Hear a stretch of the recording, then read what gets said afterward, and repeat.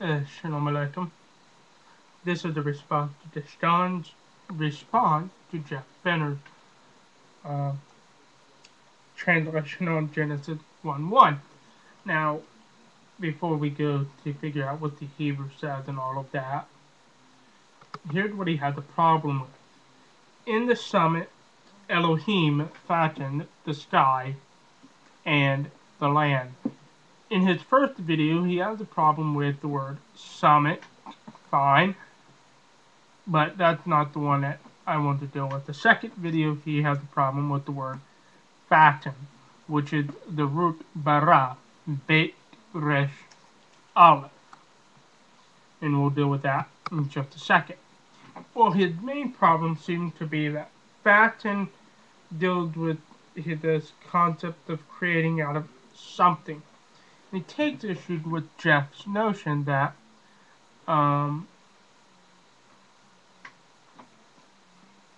that ex nihilo, which is Greek for out of nothing, the creation out of nothing is a Greco-Roman view. It is a Greco-Roman view of creation. And his response to that assertion is that the pagans believed that the gods took brought order out of a chaotic state of the universe. That may be true of the pagans indeed. Remember, because something is pagan doesn't make it Greco, doesn't make it Grecian. Now,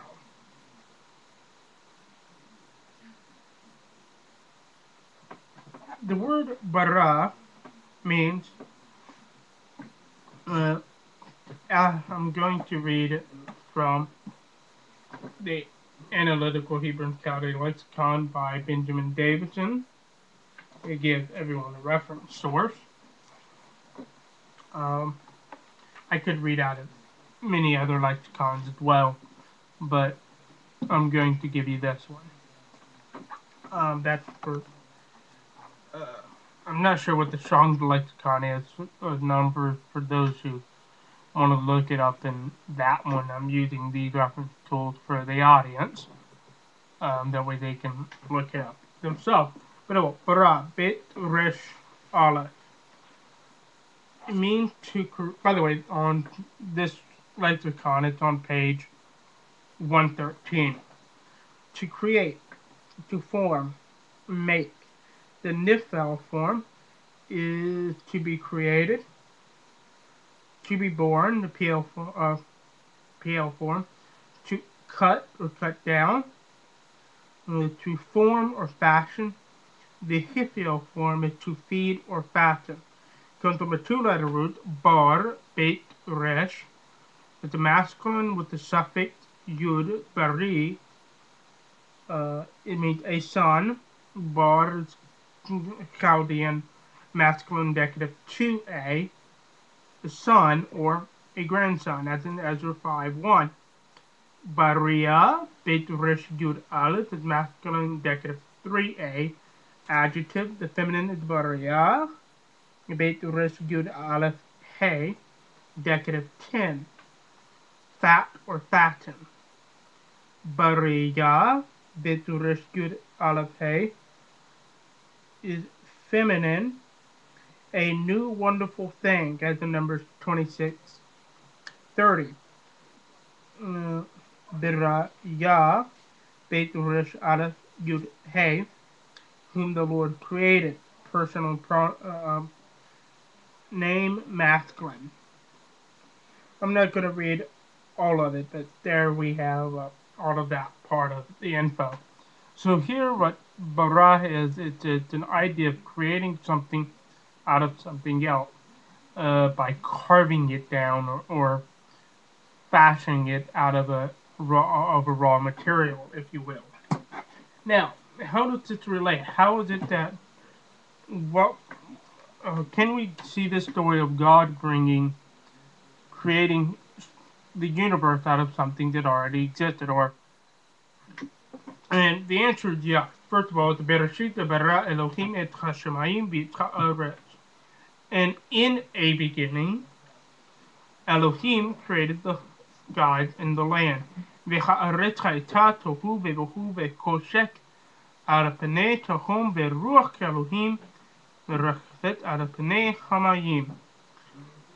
And the land became, my translation, desert and emptiness, and darkness was upon the face of the gulf. And the wind of Elohim brooded or hovered upon the face of the water. So here we have a friend of mine translated as disorder. Jeff translated as, and the land had existed in confusion. So either way you have, and it's unfilled. So you have the universe, or the earth, in verse 2, the beginning of God's creating, if you will. You have the land existing in a state of chaos. It was chaotic, if you will, in confusion. And I translate that it became into the state, which agrees with science that the earth came into a state of confusion millions of years ago, and was pretty much desert-y. Verse 3, then we see, Vayomer Elohim Yehi Or Vayhi Or. And Elohim said, the light exists, and light existed. So here what we see is God, out of this disorder, creates light. And he divides the light between day and night by establishing the sun and moon. And he creates the sun, the dry ground, the expanse, the waters, etc., etc. And on the sixth day he created man. So in Genesis 1 we see the story of Hashem, the creator of the heavens and the earth, creating the universe, creating the known, actually I wouldn't say the universe per se, but the known world, the cosmos that we live in, creating it out of something that already exists. And even more so, bringing that which was in a state of disarray, a state of confusion and chaos, into order the way that it should be. Or, dare I say, restoring all things. So, until next time, shalom.